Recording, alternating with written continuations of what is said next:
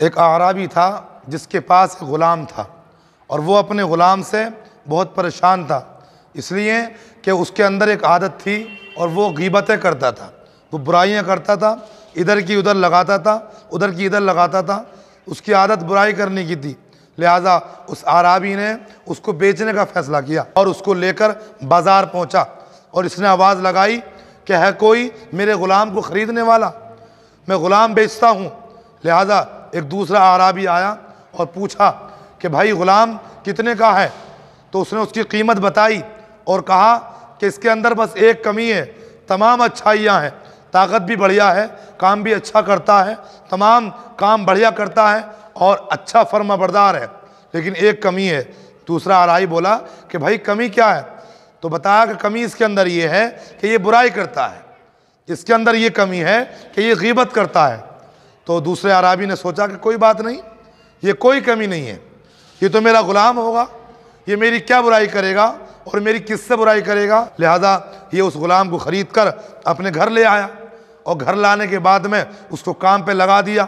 इसने 2 महीने बड़ा अच्छा काम किया, बड़ी फर्माबरदारी के साथ उसने तमाम काम किए, तमाम फर्माबरदारियाँ उसने की। लेकिन जब 2-3 महीने गुजर गए और वो आदत जो उसकी पड़ी हुई थी बुराई करने की, जब उस आदत ने ज़ोर मारा तो ये दौड़ा दौड़ा उस आराबी की बीवी के पास पहुंचा और कहा कि ए मालिका, ए मेरी सरदारा, आपको मालूम है कि आपके शोहर आपसे नफरत करते हैं, आपको अपने घर से निकालना चाहते हैं। वो ये चाहते हैं कि तुम्हें तलाक दे के दूसरी बीवी करें और तुमसे छुटकारा चाहते हैं। वो मालिका बोली कि ऐसा तो कुछ नहीं, मेरे शोहर तो मुझसे मोहब्बत करते हैं। तो इसने कहा कि ए मेरे बादशाह की बीवी, मैं आपका ग़ुलाम हूँ, मैं आपका नौकर हूँ, मेरी मजाल क्या है कि मैं आपसे झूठ बोलूँ? ये हक़ है, मैं खुद अपने कानों से सुनकर आ रहा हूँ, आपके शोहर आपसे नफ़रत करते हैं। वो औरत ज़ात थी, लिहाजा जब उस नौकर ने कुछ देर समझाया तो उसके दिमाग में आई और उसने सोचा कि शायद मेरे शोहर मुझसे नफ़रत करते हो। लिहाजा वो बोली, क्या मेरे नौकर, अब ये तो बता मुझे करना क्या है, मैं क्या करूं जो कि मेरे शोहर मुझसे मोहब्बत करने लग जाएं। ये ग़ुलाम बोला कि मेरे पास एक मंतर है, एक दम है, अगर मैं वो करूँगा तो आपके शोहर आपसे मोहब्बत करेंगे। वो बोली कि बताओ कौन सा ऐसा मंतर है, कौन सा ऐसा दम है कि मेरे शोहर मुझसे मोहब्बत करें। तो इस ग़ुलाम ने कहा कि अगर आप अपने शोहर की दाढ़ी के नीचे के 2 बाल काट कर मुझे ला कर दें तो मैं उस पर ऐसी पढ़ाई करूं, ऐसा दम करूं कि आपके शोहर आपसे मोहब्बत करने लग जाएं। लिहाजा ये मोहब्बत की मारी तैयार हो गई और इसने इरादा कर लिया कि जब मेरे शोहर रात को आएंगे और बिस्तर पर सोएंगे तो मैं उनकी दाढ़ी के नीचे के 2 बाल काट कर इसको दूंगी और ये उस पर पड़ेगा या दम करेगा और मेरे शोहर मुझसे मोहब्बत करने वाले बन जाएंगे। अब उसके बाद में इसने क्या काम किया, ये दौड़ा दौड़ा बादशाह के पास पहुंचा और कहा कि ऐ मेरे बादशाह, ऐ मेरे मालिक, आज तो कमाल हो गया, ऐ मेरे मालिक आज तो गज़ब हो गया। बादशाह बोला कि क्या हुआ? बोला कि सरकार आपको मारने के मंसूबे बन रहे हैं, आपके कत्ल के मंसूबे तैयार हैं, आज रात आपकी आखिरी रात होगी। बादशाह बोला कि मुझे मारने के कौन मंसूबे बनाता है, किसकी मजाल है कि जो मुझे मारेगा? तो वो ग़ुलाम बोला कि ए बादशाह, मैं आज अपने कानों से सुनकर आ रहा हूँ, आपकी बीवी ने आज रात को आपके मारने का पूरा प्लान तैयार किया है। तो बादशाह बोला कि मेरी बीवी मुझे क्यों मारेगी, वो मुझसे मोहब्बत करती है, हमारी ज़िंदगी बड़ी खुशहाल है, मेरी बीवी मुझसे बेपनाह मोहब्बत करती है। ये ग़ुलाम बोला कि सरकार, मैं आपका नौकर हूँ, मैं आपका ग़ुलाम हूँ, अगर आपकी जान को कोई ख़तरा होगा तो मुझे परेशानी होगी। मैं काफ़ी दिनों से आपकी बुराई सुनता आया हूँ, लेकिन आज तो बिल्कुल हद हो गई, आपकी बीवी ने आपको कत्ल करने का पूरा इरादा बना लिया है।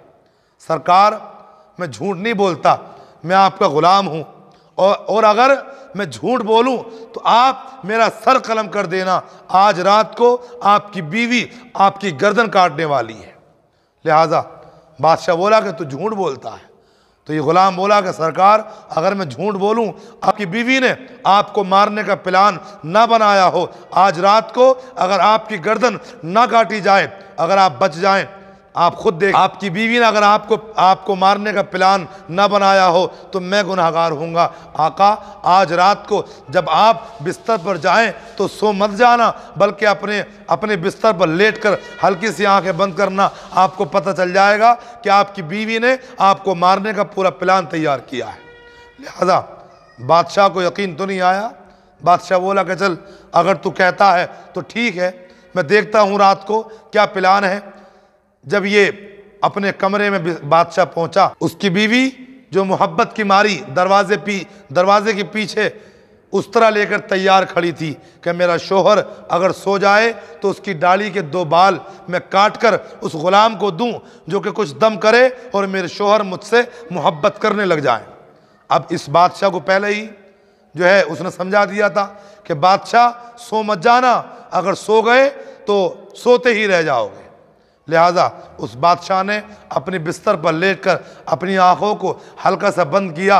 वो मोहब्बत की मारी जो तैयार खड़ी थी उस तरह लेकर, जब देखा कि मेरे शोहर सो चुके हैं, उस तरह लेकर पहुंची और जैसे ही उसने उस उस्तरे को उसके गर्दन के करीब लेकर गई कि ताकि 2 बाल काट ले, बादशाह ने अपनी बीवी के हाथ से चाकू को छीना, उस्तरे को छीना और अपनी बीवी के सर को कलम कर दिया। पक्का यकीन हो गया ना उसको, क्योंकि बुराई करने वाले ने, गीबत करने वाले ने उसको पक्का कर दिया था पहले ही कि तुम्हारी जान जाने वाली है। लिहाजा उसने कुछ ना देखा, उसको अपने ग़ुलाम पर पक्का यकीन हो गया और अपनी बीवी के हाथ से उस तरह छीन कर अपनी बीवी के सर को कलम कर दिया।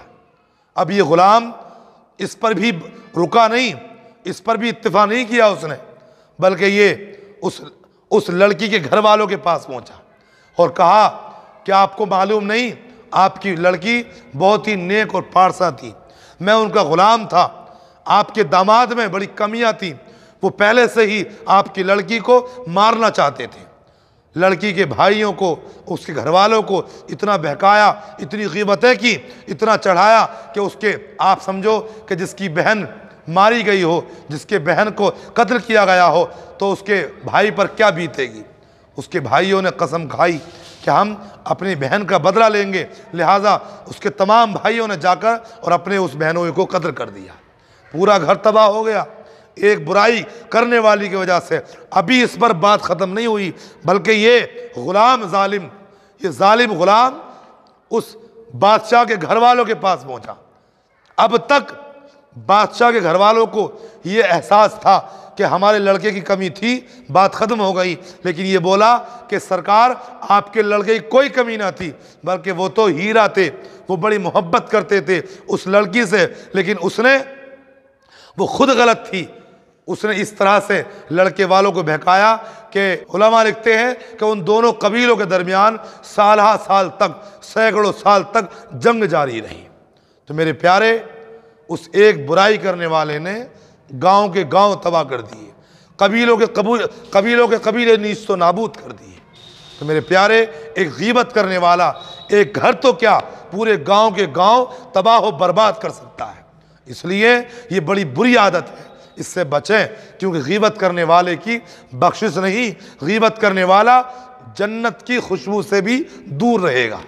गीबत करने वाले को जन्नत की खुशबू भी नसीब नहीं होगी।